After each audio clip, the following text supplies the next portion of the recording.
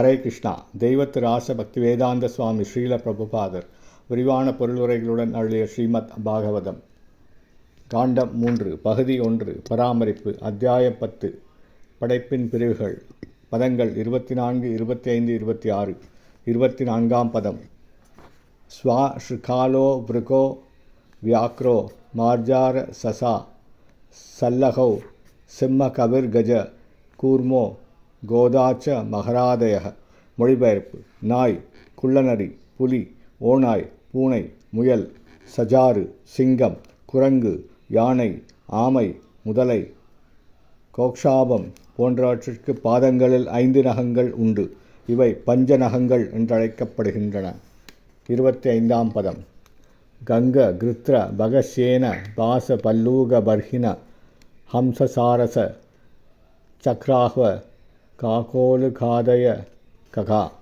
மொழிபெயர்ப்பு: கொக்கு, கழுகு, நாரை, பருந்து, பாசம், பல்லூகம், மயில், அன்னம், சாரசம், சக்கரவாகம், காக்கை, ஆந்தை போன்றவை பறவை இனங்கள்.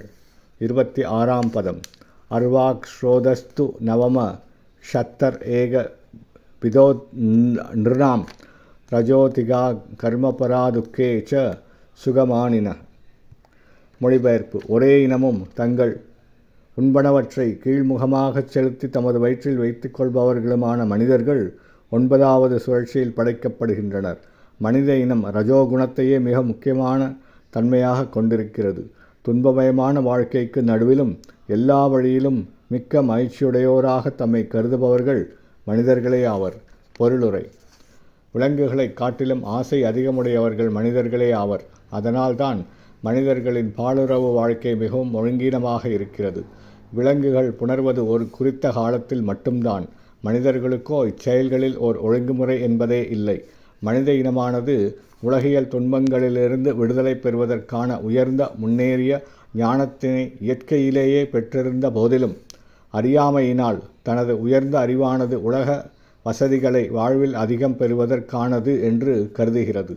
இதனால் அம்மனித இனத்தின் மிக உயர்ந்த அறிவாற்றல் விலங்குகளுக்கு இயல்பான உண்பது, உறங்குவது, தற்காத்து கொள்வது, புணர்வது போன்றவற்றில் தவறாக பயன்படுத்தப்படுகிறது. எனவே ஆன்மீக உணர்வுக்கு இடமின்றி போகிறது. பௌதிக வசதிகளை பெருக்குவதன் மூலம் மனிதன் தன்னை மேலும் அதிக துன்ப நிலைக்கு ஆளாக்கிக் கொள்கிறான். ஆனால் பௌதிக சக்தியின் மாயையினால் அவன் இத்துன்பங்களுக்கு இடையே இருந்தபோதிலும் தான் எப்பொழுதும் மகிழ்ச்சியுடன் இருப்பதாக கருதுகிறான். மனிதனின் இத்துன்ப வாழ்க்கையானது மிருகங்களினால் கூட அனுபவிக்கப்படும் இயற்கையான வசதிகளையுடைய வாழ்விலிருந்து வேறுபட்டதாக உள்ளது. ஹரே கிருஷ்ணா.